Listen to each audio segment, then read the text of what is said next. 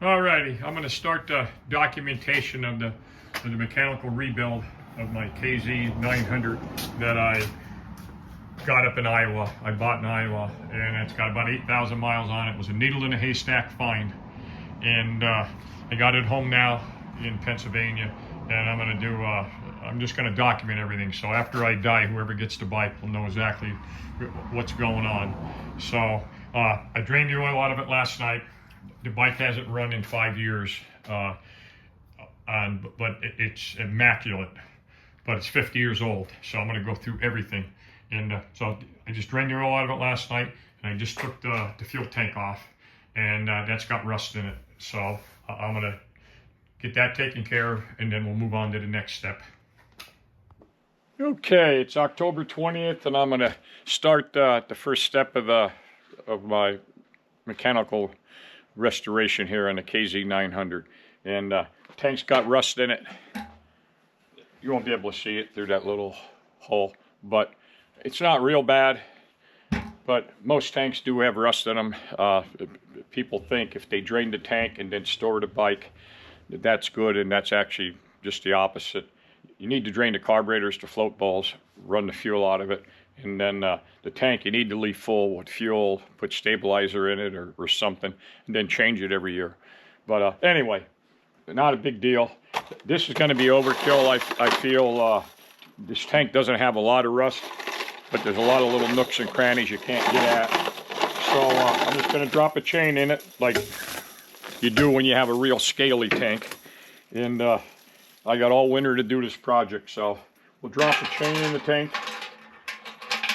And let the chain drop in, and what we're going to do, very gently. Now, if it was a real scaled up tank, that'd be a whole different story. But all I'm going to do is just slide it around, and it'll rub it. If there's any looser rust, it'll rub that off, and then we'll drop it, and we'll get it out of the tank, and then that'll make the next step easier. So I'm going to shake it around for a little bit, and then we'll go to the next step. We'll get the chain out of the tank now. The chain's 12 foot long, and you can use different things. Some guys use drywall screws or whatever, but this was $12. Now I have a chain I can use for something else. My other two bikes, my H2, that had a little tiny bit of rust, and I just used the vinegar in it. And now my G5, when I bought it, that had quite a bit, and so I did the same thing there. So we'll get the chain out. Okay, chain's out, and what I'm going to do where the petcock was, and you can see the petcock. I cleaned it up a little bit already, but it was just loaded with rust, this rust powder, because that's right at the bottom of the tank. So, and that's got to get all cleaned and rebuilt, because everything's going back original on this bike. And this bike is pristine, 50 years old. It's going to make it so hard to work on because everything on the whole bike is just near perfect, which is a good thing, but you got to be really careful. So anyway, we'll pop off where the petcock was, and we'll see if there's any loose stuff that comes out from rattling the chain. I had it taped. Yep, you see the powder coming out?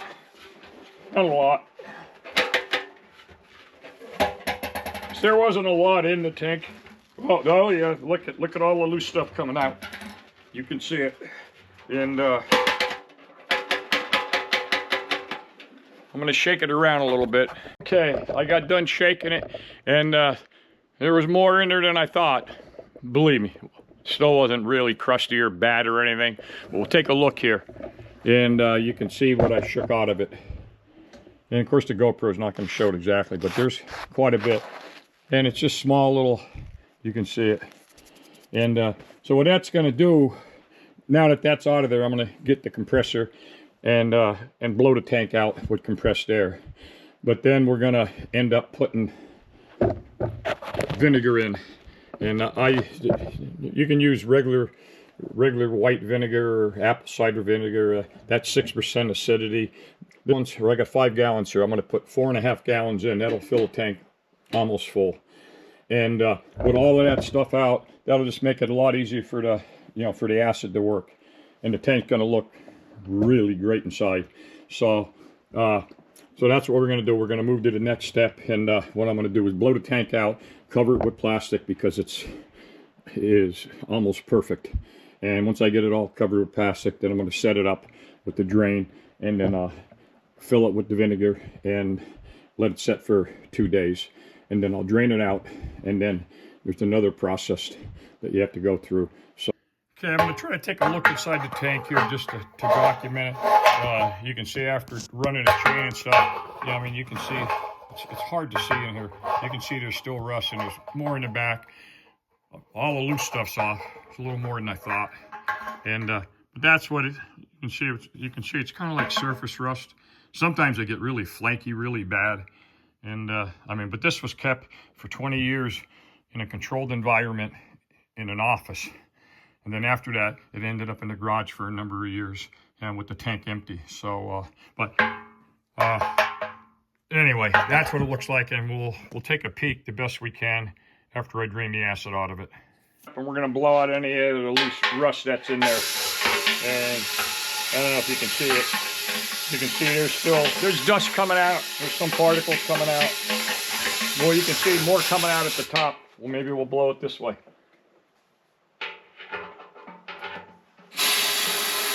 Yeah, you can see the powder coming out. Not sure if you have to do all of that, but it'll make it a lot easier for the vinegar to work. And the other thing is, I'm doing this because I love doing it. If I had to do it to make a living, time is money. And to me, it's just the opposite. The more time I spend on it, the more I enjoy it. So, but that's why restorations cost a lot of money. You see stuff on Meekum and Barrett Jackson, some of this stuff. I mean, the ones that are, frame off and repaints and powder coat. And you wonder, who in the hell would pay all that money for that? Well, it takes a lot of time. And sourcing the parts, the time I'll spend online will be hours and hours and hours to get the parts that I want. And new, old stock, aftermarket, there's all kind of aftermarket, good, bad. And so there's a lot to it. But that's part of the journey. And so anyway, blowing out now. Now I'm going to get the tank covered and we'll get it set up and we'll fill it with the acid. Okay, the tank's all covered, and the tank is in such incredible condition. If you got one that's beat up or that's got to get repainted, you don't have to go through all of this. But I'm really protecting it, and so now what I'm gonna fill it with the vinegar. This is cleaning vinegar. Got it at Walmart. You can get it at other places, and you can use regular vinegar, just that it's weaker. And I'm not a specialist or anything doing this, so if you do this for a living, then you know a lot more than I do. But so I'm going to fill it within a ½ inch of the top, and then we'll leave it set for 2 days. Okay, now the tank's filled right up, just about to the very top, and there's almost nothing on the very top, but the whole back is covered. And but there's a little bit up front, so what I'll do when I'm ready to do the next step, I'll tilt it up a little bit. But I just don't want to get anything on. This paint is so good. So anyway, when I did my G5-100 at 74, that had a regular cap on it, and I noticed this builds pressure when it's working in there, eating the rust up, and it spits out little tiny specks, and they end up on your paint. So I know I got it covered and all. So what I did, I just put a vent hose in. And I run the vent hose in to the bucket. So any pressure comes out, it goes in there.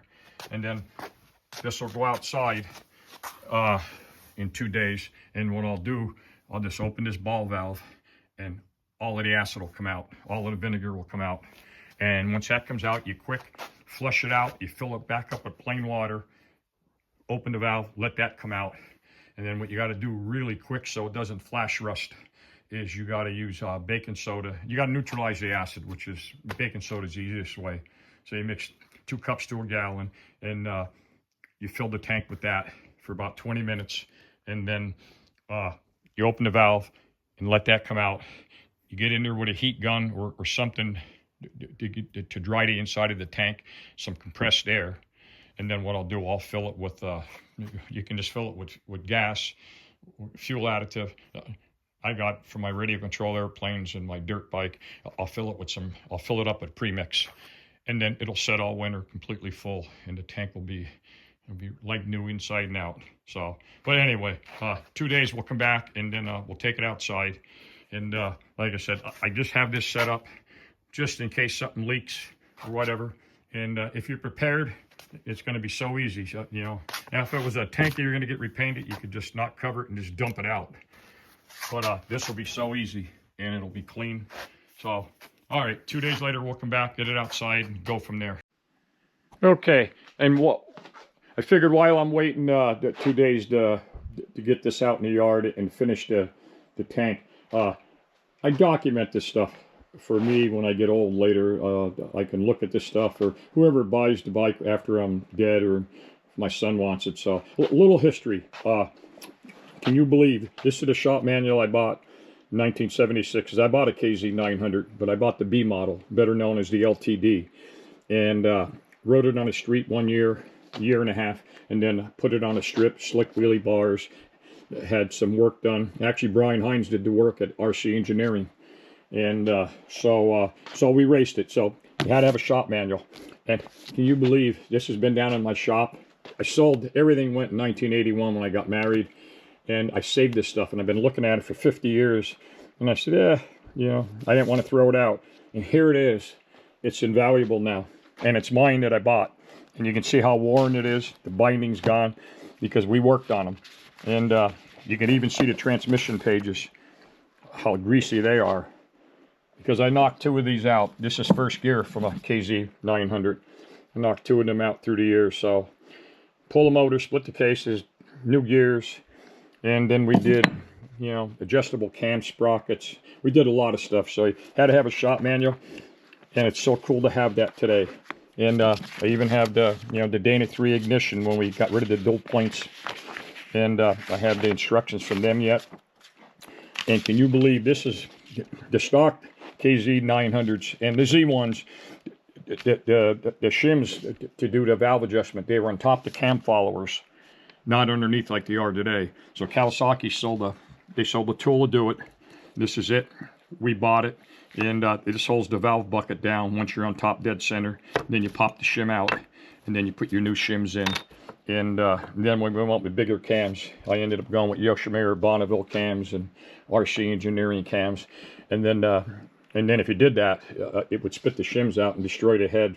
So you buy different valve buckets, and the shims went underneath, just like all bikes are today. But I still have this stuff. I looked at it for 50 years, hanging on my shop wall, and here I am using it. So save that. And a little bit of history. Back when I raced in the day, I didn't have a clue. I mean, I won a lot, but I was 20-some years old. But there's some newspaper articles my brother saved. There's my KZ900 the LTD that I bought new, and that's some of he saved all this stuff. I could care less, but he saved a lot of stuff. These are the time cards that were handwritten from when I raced York US 30. My first national, the Summer Nationals out at or the Sunshine Nationals. That was out in Memphis, Tennessee in '78. I went out there and ran.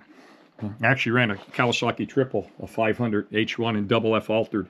And Summer Nationals in '79, Capitol Raceway. And tickets are all handwritten. You know, the Beaver Springs, Maple Grove, New Media. It was a great time. And so saved all of that. And that was all buried in an album somewhere. And when my brother passed away, I found it.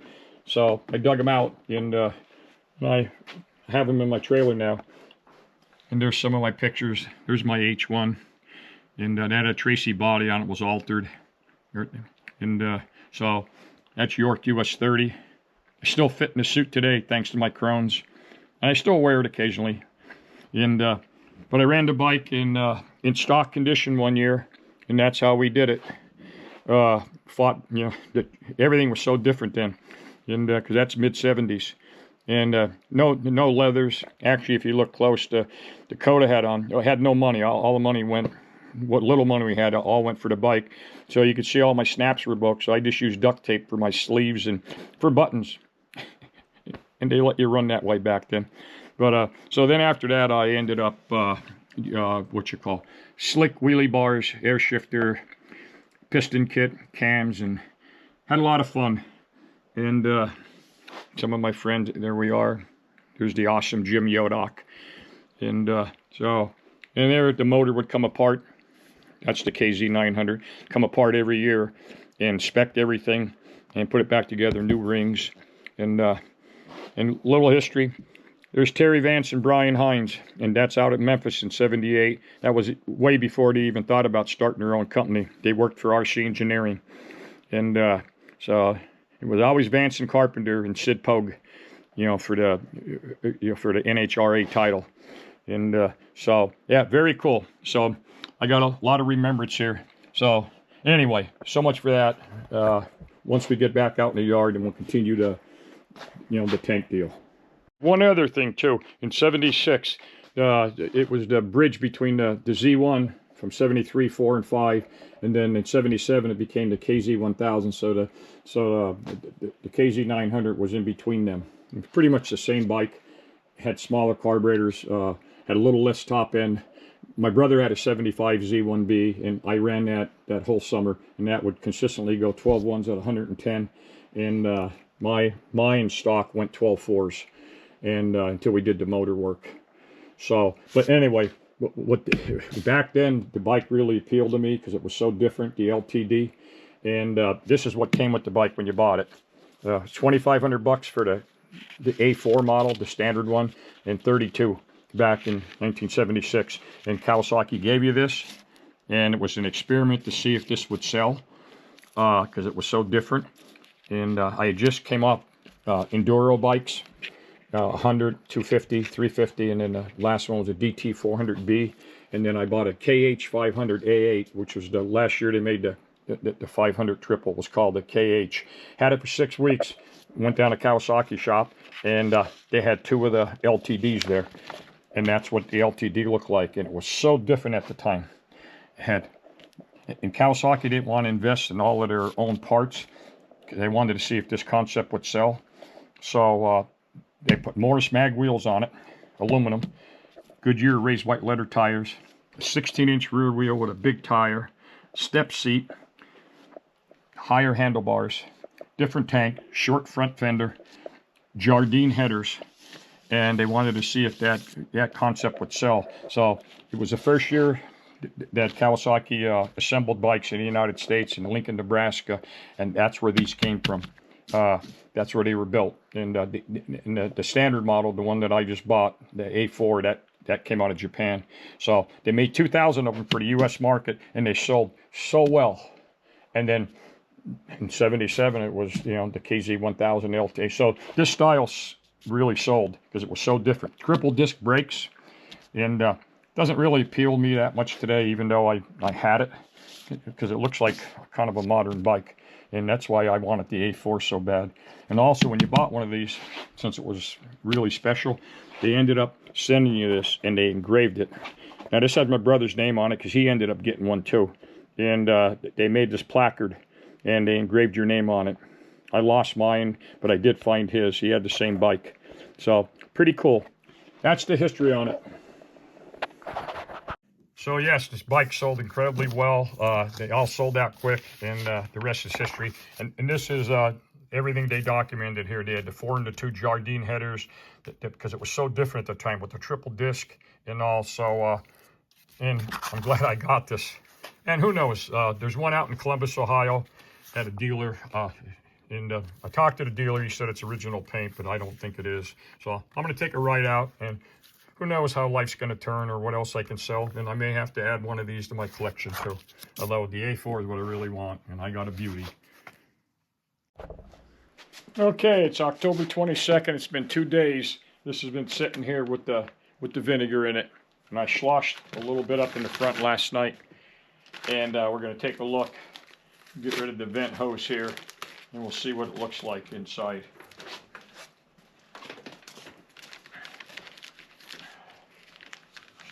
Still got to be really careful because this tank is in such good condition. We'll take a look inside, and boy, there's a big difference. You can still see some of the rust is still there, but all you got to do is touch it and it comes right off. So what I'm going to do is I'm going to go over and I'm going to drain half of that out into the bucket, and then I'm going to go in. I got a brush here, and I'll get in and I'll rub that around the tank. I got some pads here, and I'll wrap them around here, and I'm probably going to cut the chain in half, and I'll drop 6 foot of it in, and I'll shake that back and forth with it half full, and then I think we're going to be in good shape. Then I'll drain it. So let me get all that done, and then we'll take a look. Boy, this drain worked out good the way I set up. I'm glad I took the time. Nice and clean, no slop, and then I can reuse that if need be. And you can adjust how much you want out. Oh, glad I did it. This brush worked out good with the flexible. Just got it down at the hardware store. You can get, man, you can get all over with it. So that worked out really good. Might be a little bit overkill, but do it once, do it right. We'll get that out. And then what I'm going to do, I'm going to drop that chain in 6 foot of it, close it up, shake it around, and then I'll drain it out. And I think we're going to be in really good shape. Then we'll have to neutralize everything and get all of that done. I'm going to drop 6 foot of the chain back in. The reason I'm using 6, it'll move around a little easier.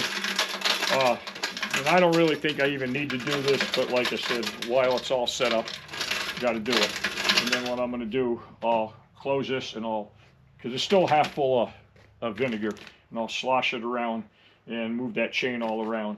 And this is frog tape. It's one of the frog tapes. It's 50-year-old. Kawasaki used lacquer back in the early 70s. So it's 50-year-old lacquer paint. So this is this is frog tape for sensitive. So doing the restoration like this, it's every step is critical. All right, slosh it around, and then we'll go to the next one. Okay, I tell you what, this really worked. Sliding that chain back and forth. I did empty the tank all the way, because once you start turning it upside down, and so I've been shaking it for about 5 minutes. So now we're going to take it outside. We're going to flush it out with water, and then we'll do we'll deneutralize the acid. Okay, that's the vinegar that came out of the tank, and not how the GoPro show, but it's definitely dark brown. And it went in white. It did its job. Water here, flush it out.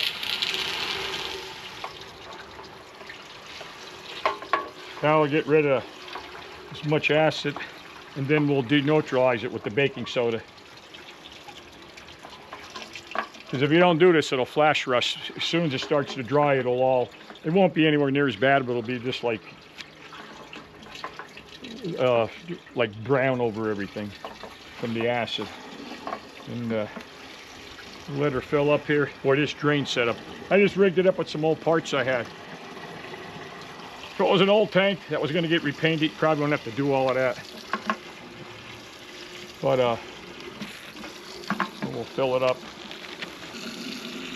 I didn't, so what I'm going to do, I'm just going to fill it right to the top. Going to leave it set, and I'll go mix the baking soda up, and then we'll come out, drain this. Alrighty, I got about 1.5 cups of baking soda to a gallon, modified a funnel, and I got 4 gallons mixed up here. Mix it up a little bit extra heavy, so then I'll just top the last ½ gallon off with water, and fill them up with warm water, and go out and flush it out with this. Drain the water out of it. You can see there's some brown coming out. We'll flush that out. And I got 4 gallons of premix. baking soda neutralize it. So we'll get that drained out, and we'll fill it up. And in the meantime, well, let me get it empty first. I gotta get that chain out of there. Find out where it's at.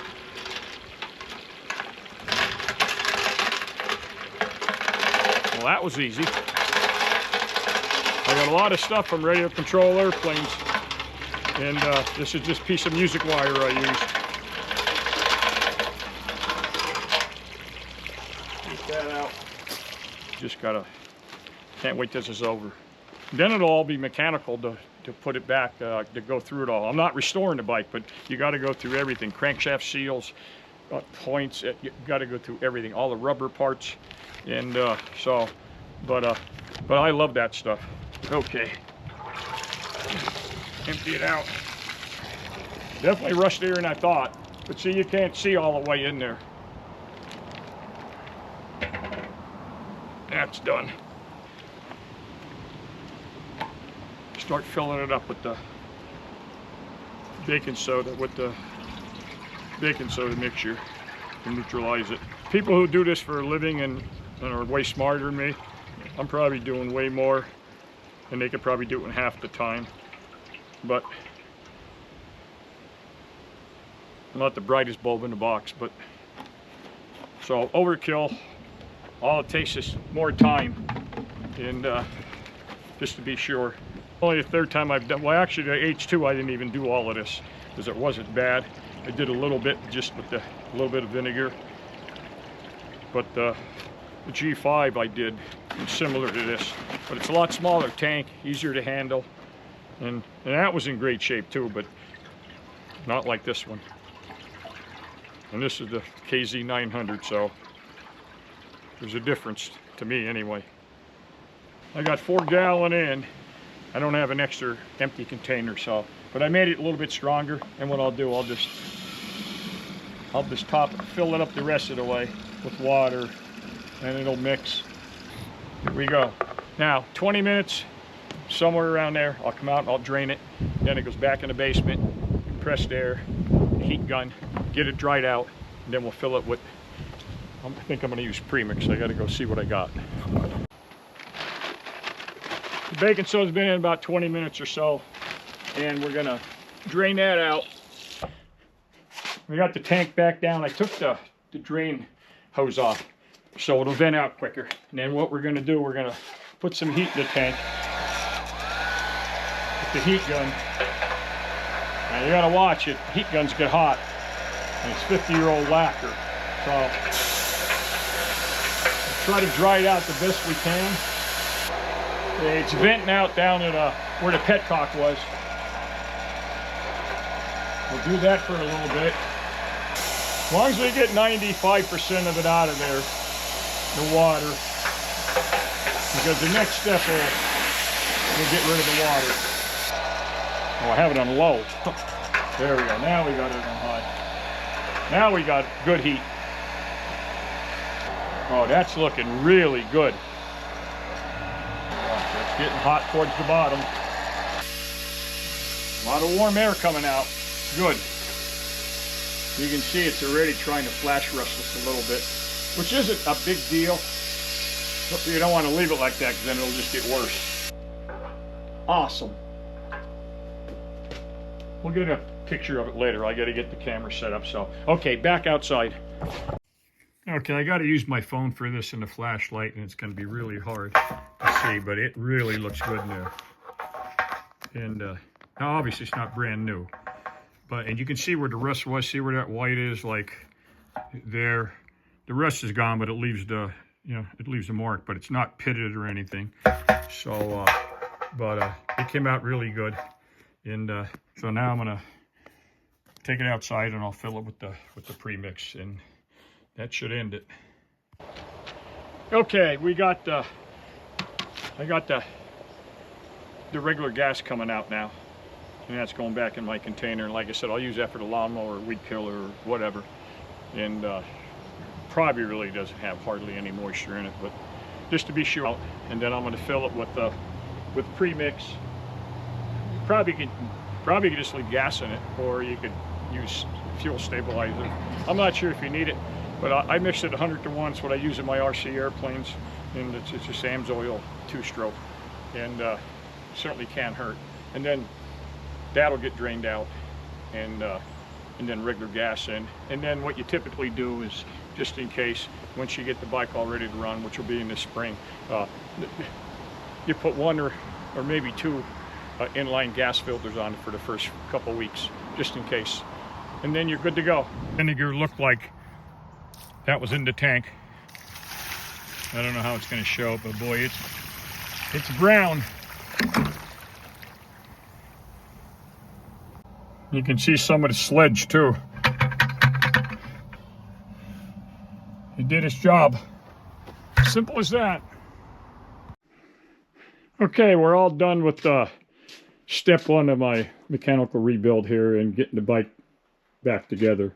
I drained the oil out of it. I got the tank off, and I just did all of this. All the rust is out, so it's all done. And look at that. Looks just like downtown. My dad worked for a high-end nursery, and they did a lot of wealthy homes in towns and cities. And when they get done with plant jobs, they look like $1 million. And we lived out in the country with bushes. But he would plant his flowers, and every time he would do that, he would say, "Look at that, looks like downtown." So I remember that from all these years. So tank's all ready to go. The only thing is, I had to put the old petcock back on it. I ordered one of those Chinese knockoffs just to put on temporary, because this is all going to go through a sonic cleaner, get all rebuilt, all buffed out, and all back on. But it's not going to be here till Saturday. So, but anyway, I put that on, and then and once that comes, I'll drain the fuel out, put that on, and then I'll be good to go. So that's the end of step 1. I'll be doing a video for a few more steps when I go through the bike mechanically. So that's it, folks.